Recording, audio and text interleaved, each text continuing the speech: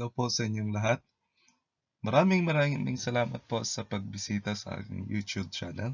Huwag pong kalimutan na mag-subscribe at i-hit yung notification bell upang maging updated po kayo sa mga video na i-upload ko dito.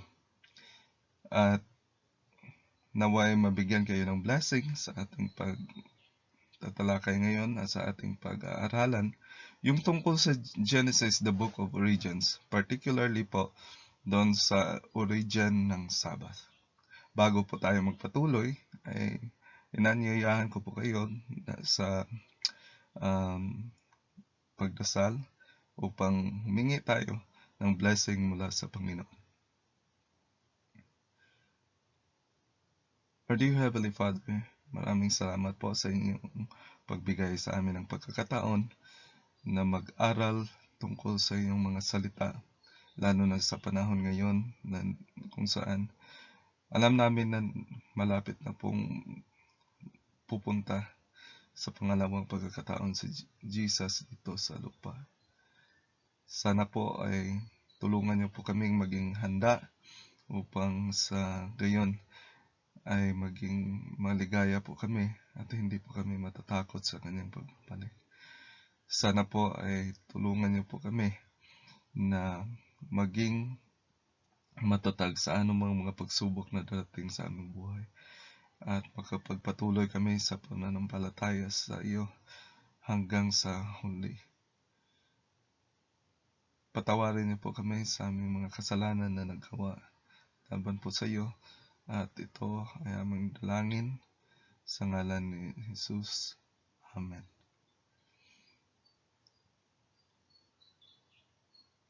Pag-aaralan po natin ngayon ang tungkol sa Genesis, the Book of Origins, particularly po sa Sabbath. Ano ba itong Sabbath? Marami po nagsasabi na yung Sabbath ay sa mga Hudyo lamang, ngunit ngayon ay susuriin natin kung sa mga Hudyo ba ito o kung kailan ito nagsimula. Atin rin pong pag-aaralan kung ano ba talaga ang significance nito o ang kahalagahan sa ating kapanahunan.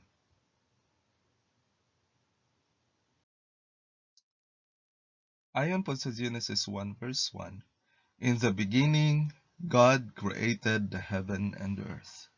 Sa simula po ay ginawa ng Diyos ang langit at ang lupa.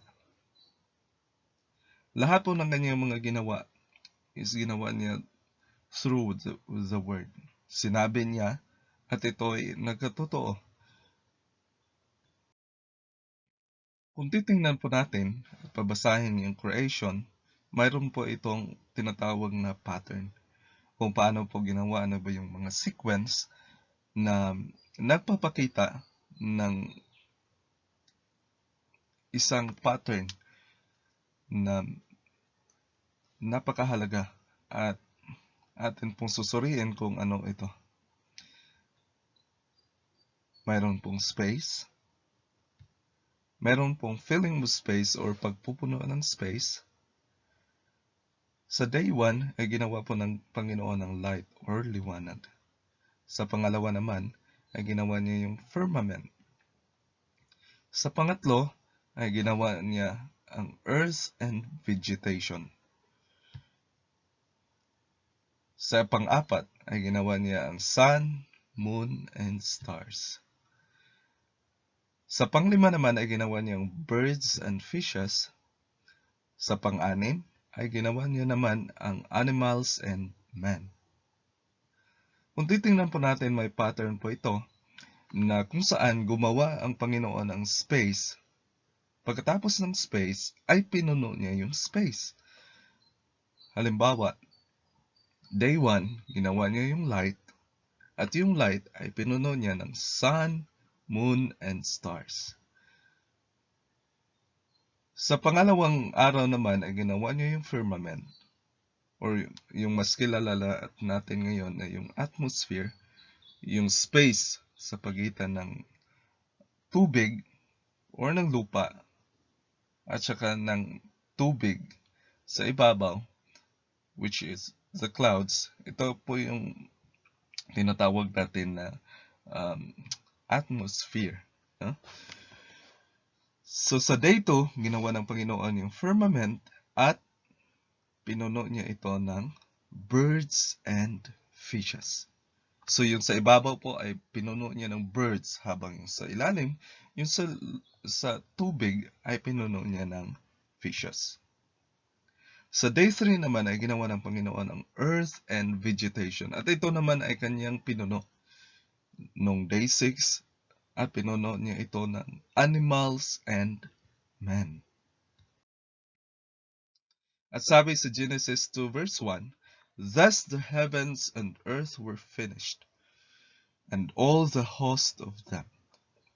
Pagkatapos nito ay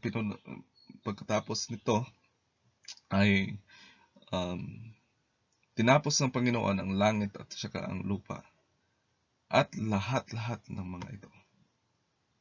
At sabi sa verse 2, "And on the seventh day, God ended his work which he had made, and he rested on the seventh day from all his work which he had made."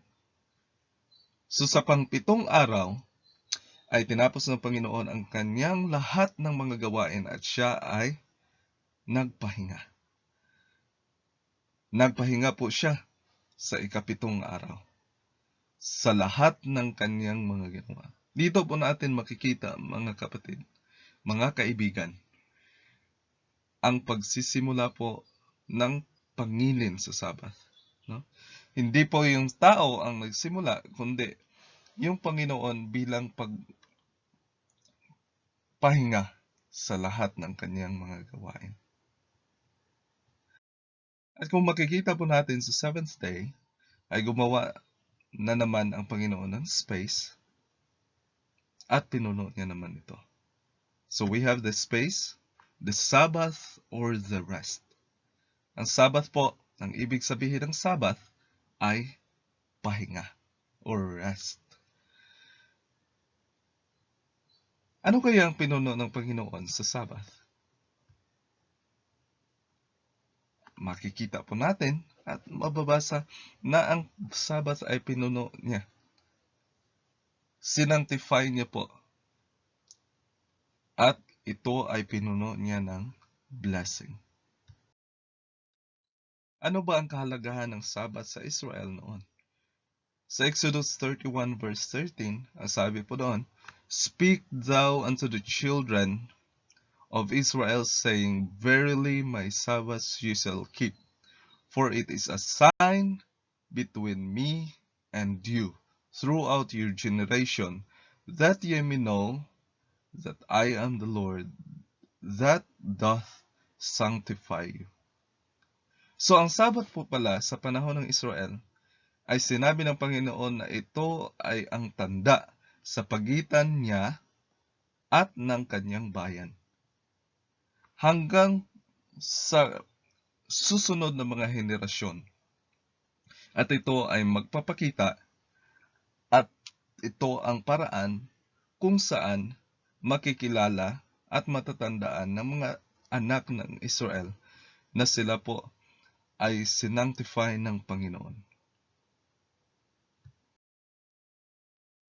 At sabi po sa 31 verse 16, "Wherefore the children of Israel shall keep the Sabbath to observe the Sabbath throughout their generation for a perpetual covenant." Ano po ibig sabihin ng perpetual covenant? Ito po ay ang covenant na hindi matatapos. It is perpetual. Meaning, ito po ay hanggang sa walang hanggan. Ito po ay walang katapusan. Sabi naman po sa verse 17, "It is a sign between me and the children of Israel." How long? Forever. It is a sign between me and the children of Israel forever. For in 6 days the Lord made heaven and earth, and on the seventh day he rested and was refreshed. So, tuwang-tuwa po ang Panginoon sa kanyang ginawa na creation. Nakikita niya ito na lahat ay mabubuti at siya po ay nagpahinga on the seventh day and was refreshed. Siya po ay na-refreshed sa kanyang pagpahinga. Sa huling panahon po ay magkakaroon ng paglalagay ng mark o tanda sa kanyang bayan. Kasunod po nito ay ang event ng pagpatay sa mga walang tanda. Ito rin ay katulad nung nakasulat sa Revelation 7 kung saan yung sealing o pagbibigay ng tanda sa mga tao at pagkatapos ng pagbigay ng tanda ay i-let loose yung four winds na siya magdudulot ng nakakagimbal-gimbal ng mga pangyayari na kailanman ay hindi pa nangyari sa mundo.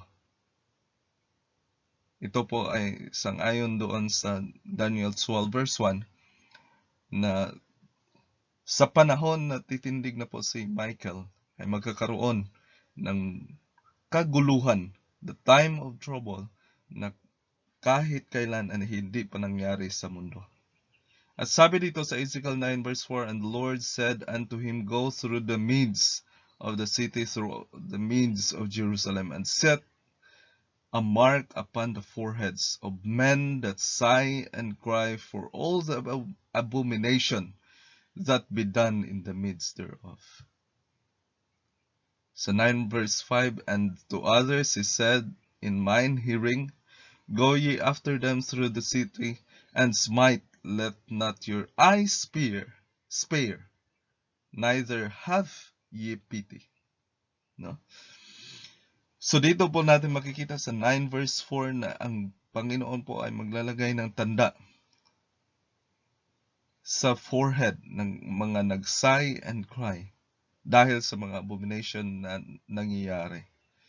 At kasunod po nito ay may inutusan po ang Panginoon na pumunta doon sa city, at pagpunta doon sa city ay papatayin at hindi sila maaawa sa kahit kanino. At sabi sa 9 verse 6, slay utterly old, young, both maids and little children and women. So lahat-lahat po, matanda, yung mga bata, mga maids, mga maliliit na mga bata, at yung mga babae.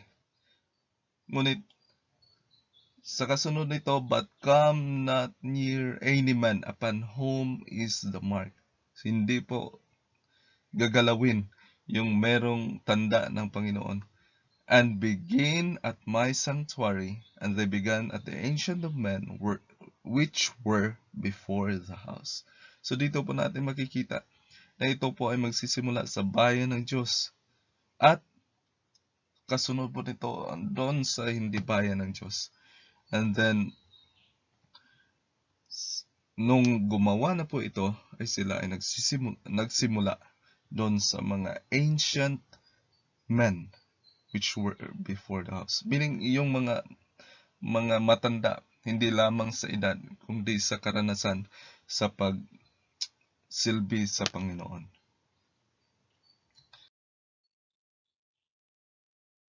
Ano ba ang promise sa mga mag-keep po ng Sabbath? Mababasa po natin ito sa Isaiah 58 verse 13. If thou turn away thy foot from the Sabbath, from doing thy pleasure on my holy day, and call the Sabbath a delight, the holy of the Lord honorable, and shalt honor him, not doing thine own works, or thy own ways, nor finding thine own pleasure, nor speaking thine own words. So kung tatawagin po natin ang Sabbath ay delight, nag-delight po tayo sa Sabbath. Kung ito po ay napakahalaga po sa atin, na kung saan sa kanyang kahalagahan ay hindi po tayo gagawa ng kahit anong pang sarili natin or maghanap tayo ng sarili nating kaligayahan or pagsasalita ng sarili nating words, ang promise po, then thou delight thyself in the Lord, and I will cause thee to ride upon the high places of the earth, and feed thee with the heritage of Jacob thy father, for the mouth of the Lord hath spoken it. So napakalaking blessing po ang ibibigay ng Panginoon. Ikaw ay mangunguna at saka ang Panginoon ay magbibigay sa iyo ng heritage ni Jacob. No? Hindi lang po ito mangunguna sa ngayong panahon. Ang ibig sabihin po nito ay sa darating na panahon, lalo na sa pagdating ni Jesus, ikaw po ay mabibigyan ng pagkakataon na maging ibabaw sa lahat ng kanyang mga ginawa. God's command. Ano po ang sabi ng Panginoon? Exodus 20 verse 8, remember the Sabbath day to keep it holy. So sinabi po ng Panginoon na lagi nating tatandaan yung Sabbath at i-keep natin yon na banal. Ipangili natin na banal. Sabi po sa 20 verse 9, 6 days shall thou labor and do all thy work. Meaning, sa loob po ng 6 na araw ay gagawin natin lahat ng ating mga gawain. 20 verse 10, but on the 7th day is the Sabbath of the Lord thy God. In it thou shalt not do any work. So hindi ka magkagawa ng kahit anong trabaho. Thou, ikaw, nor thy son, anak mo, na lalaki, nor thy daughter, yung anak mo na babae, thy servant, yung katulong mo po na lalaki, nor thy maid servant, nor thy cattle, nor thy stranger that is in thy gates. So ikaw, anak na lalaki, anak na babae, yung katulong mo po na lalaki, katulong mo po na babae, yung mga hayop, at kahit yung mga bisita na nasa loob ng iyong gates or nasa ilalim ng iyong jurisdiction, lahat po ay dapat tumigil sa pagtatrabaho during the 7th day. Ano pong rason? 20 verse 11, for in 6 days the Lord made heaven and earth, the sea and all that in them is, and rested the 7th day, wherefore the Lord blessed the Sabbath day and hallowed it. Dito po natin makikita ang pinaka-rason bakit po inihiwalay ng Panginoon or binigyan niya ng mas malaking halaga ang 7th day, pagkat ito po ay ang commemoration or pag-alala ng kanyang creation na ginawa mula sa simula. So dito po natin makikita yung authority ng Panginoon. Siya po ang gumawa ng lahat ng mga bagay. At ang kanyang jurisdiction po ay heaven, earth, and sea. Lahat-lahat po. Ito po ay sakop niya. At lahat ng ito ay kanyang ginawa. Kaya pinapaalala po ng Panginoon na tandaan po natin yung Sabbath at i-keep natin ng holy. Marami po ngayon ang hindi sumusunod sa Sabbath. Nakakalungkot po na marami po ang hindi nagbibigay ng halaga, masyadong napakabisi sa during Sabbath. Makikita niyo po na yung mga tao ay walang pagbibigay galang sa gumawa ng langit, lupa at saka ng dagat. Lahat-lahat po. Tayo po ay tumatanggap ng mga blessing ng Panginoon.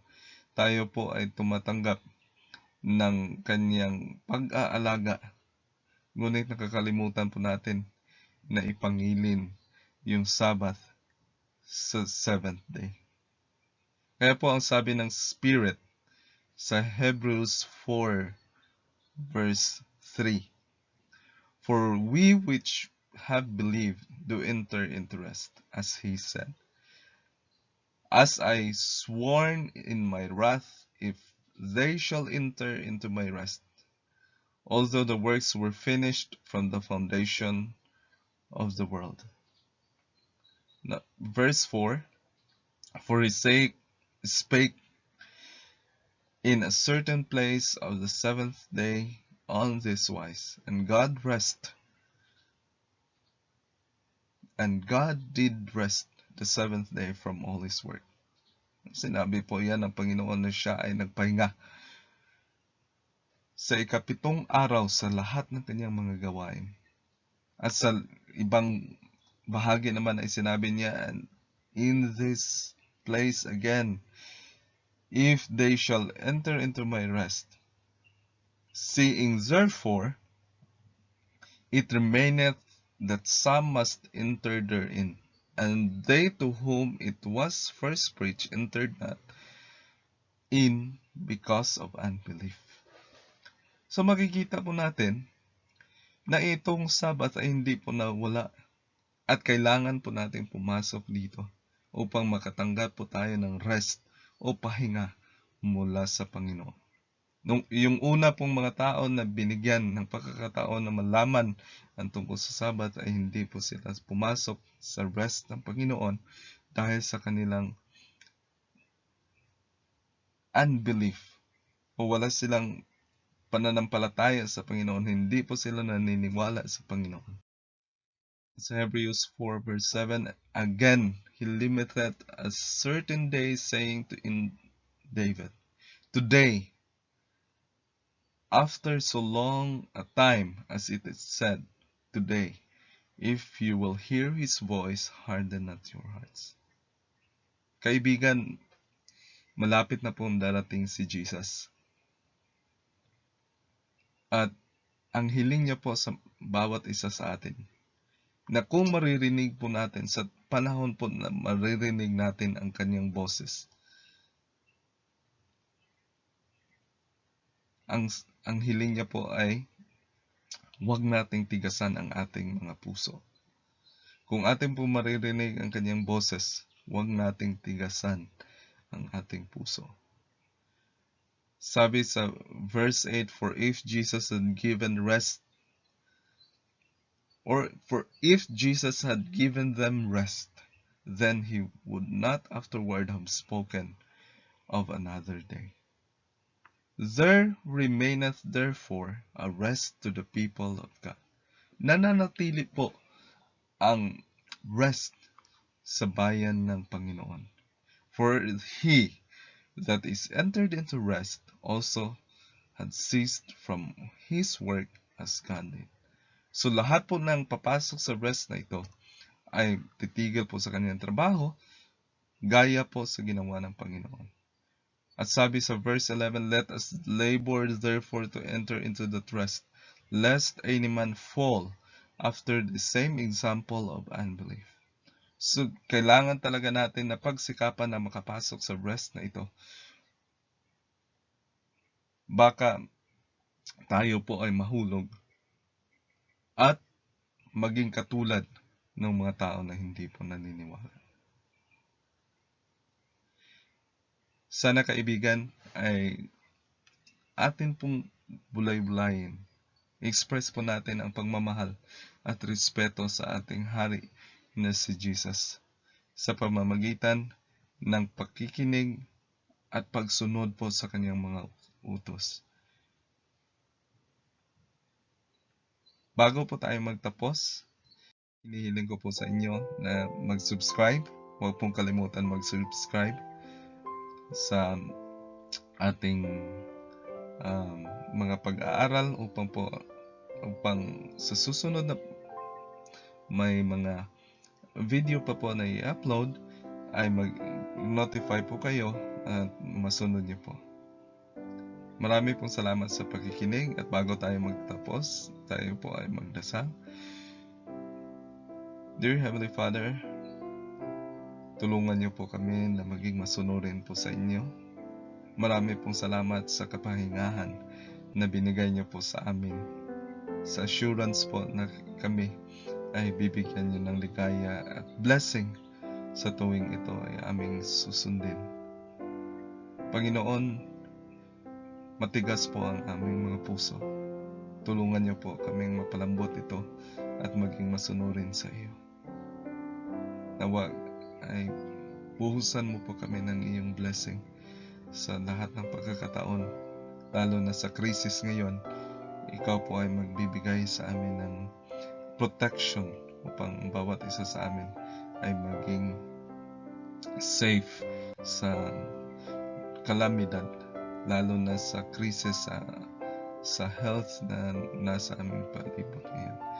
Tulungan niyo po kami palagi at punuin niyo po ng pagmamahal ang aming puso. Ito po ang aming hinihiling sa ngalan ni Jesus. Amen.